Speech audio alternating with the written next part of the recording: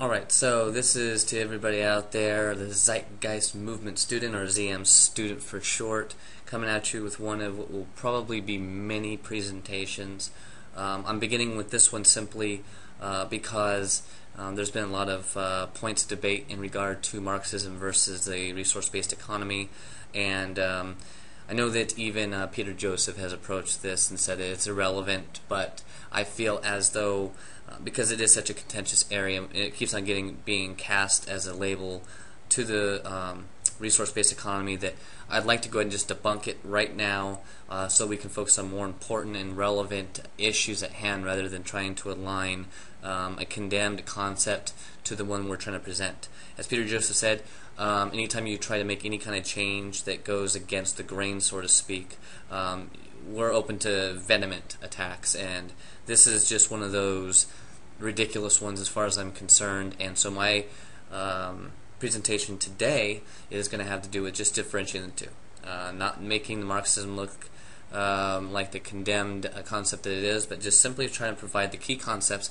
so that we can see that there is a major difference between these two concepts, and so we can move on to more important things. So, with that said, any feedback in regard to this presentation is greatly appreciated.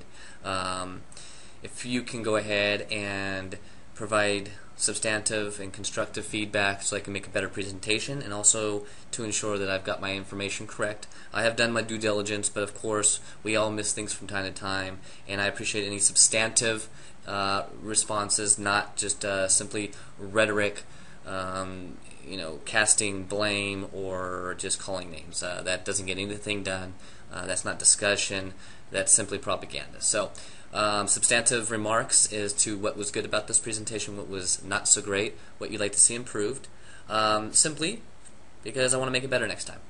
In any case, so Marxism versus resource-based economies, we'll jump right into it. Let's see here.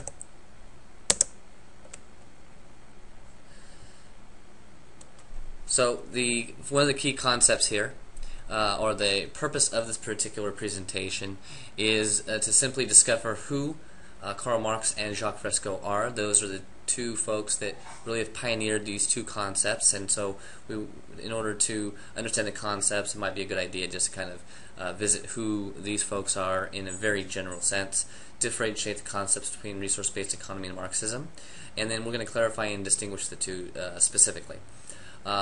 And then I'll have a summary that somewhat encapsulates both concepts in as few words as possible. They're both very, very complex, but we'll try and just give a very macro scopic approach at this, okay? So in any case, let's go ahead and move on. We're going to go ahead and move on to the originators, which, as we can see here, Jacques Fresco, who's presently providing lectures, from what I understand, constantly, on a regular basis, which is the same thing.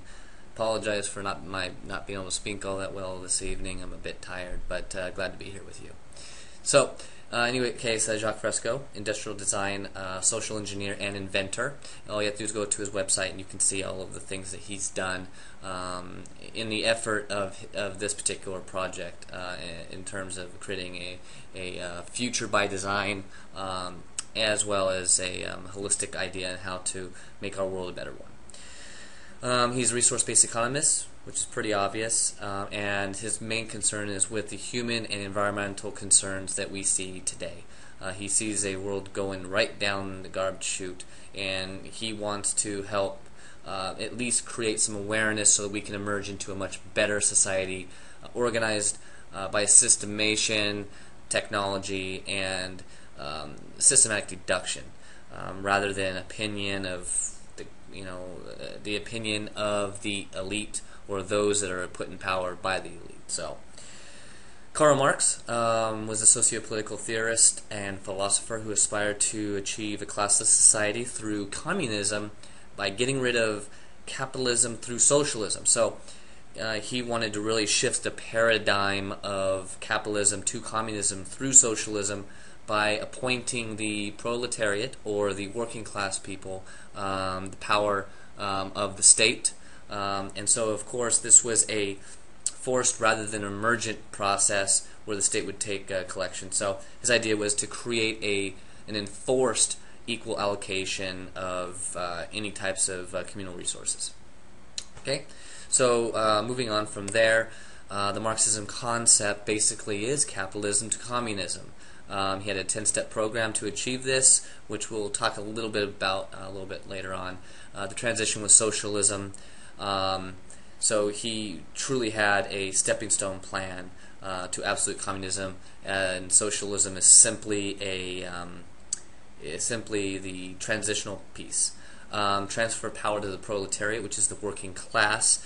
He essentially saw that in capitalism you have an elite few that essentially dictate everything else, and his idea was, well, if the majority is in the working class, then the working class should be the one that dictates what happens in their world. So he wanted to remove the division of class and create a single class, and there we go with the monopoly by state, still monetary based and taxation based. So essentially the way it works is, and again, this is a very top view perspective, but the state ran by the proletariat or dictated by the proletariat or the working class basically runs the state, which confiscates all private property and belongings and regulates everything based on the forced equalization of the society.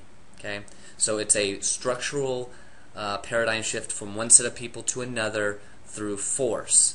And that's the bottom line. It was a 10-step plan in the initiation of it, where basically cohesion, or not even cohesion actually, more like a collectiveness of properties and communications, everything that was communal essentially became owned by the state, which was then dictated by the proletariat to create a forced equality of allocated resources. Okay? Resource-based economy is an intelligent resource management scheme or concept, basically emergent transition. So in order to create and access abundance or to manage our resources appropriately, we have to do this systematically and intelligently. In addition to this, emergent transition, it's a very, very complex issue because it's about a cultural evolution, if you will. You cannot force feed any one concept to any set of people, especially when it's so drastic as this. This is a drastic concept, however, it's to benefit the whole, and you can't just force that, because then you get the wars and you get the conflicts and the absolute bloodshed, which is not the goal. The goal is to emerge a new culture of collective reasoning and intelligent management of the resources that affect everybody else. Okay?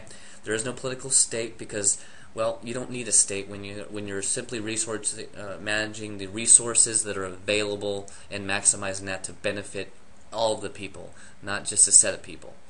There's no classism because everybody is a part of the same society. Anybody who participates, not coerced, but participates in the society gets to inherit the common wealth that the resources provide, not a state or money value that is moved around. A systems approach creates inherited access abundance. I mean, really, if you really want to break it down to brass tactics, you look at a family of 5 where the parents may be misspending their money or their perceivable resources, and once they begin to understand that, you know what, the way that we're spending money, we can't afford to buy the kids new clothes for school, so we've got to reorganize how we're financially spending. So they begin to realize and strategize a way to be able to spend money more efficiently, and therefore creating essentially a filter to allow money to be more abundant in order to achieve the purchasing of new clothes.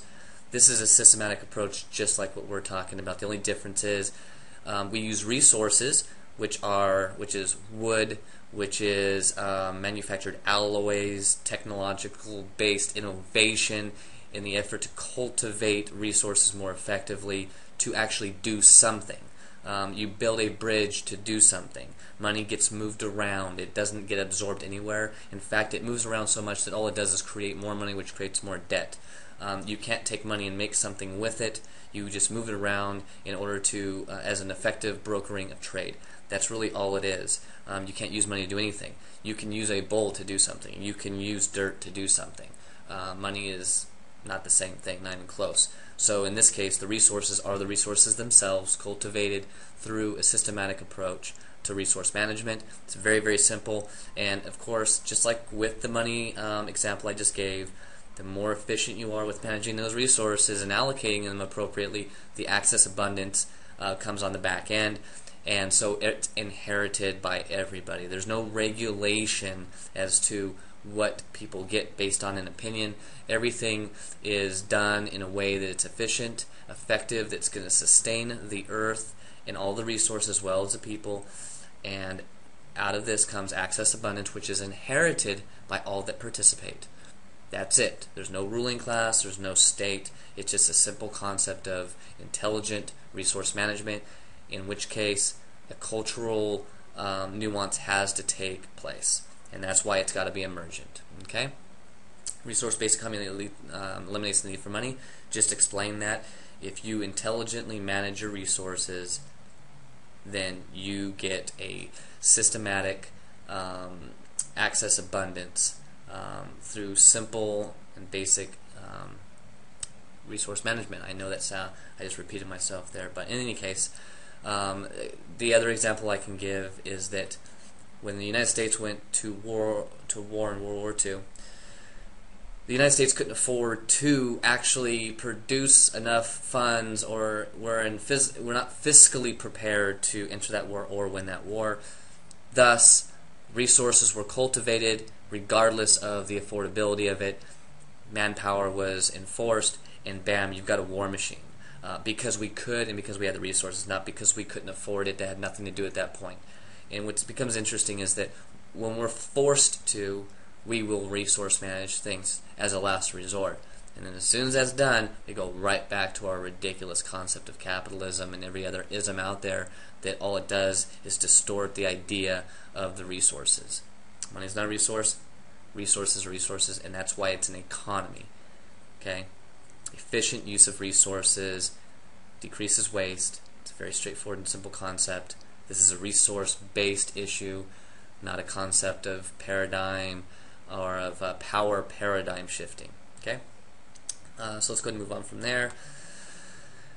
Concept call-out. Essentially, Marxism is a sociopolitically driven, pure democracy, heavy taxation to provide the Commonwealth because it's still based on money, and single-state monopoly. So essentially what you get is a single-state monopoly that's ran by the proletariat or the working class, and you get subjective voting based on the perceivable resources that are available for equal allocation within that society. That's it. It's a paradigm shift that shifts power from the elite ruling class that's created in a capitalistic society and is then given to the mass majority or the proletariat. Marxism essentially is a power shift from one set of people to another set of people, relying upon resources produced by labor and produced by the money that's taxed on the people. Okay, and this is also force. So in the 10-step short-term demand within Marxism, you find state confiscating materials, confiscating private properties, confiscating pretty much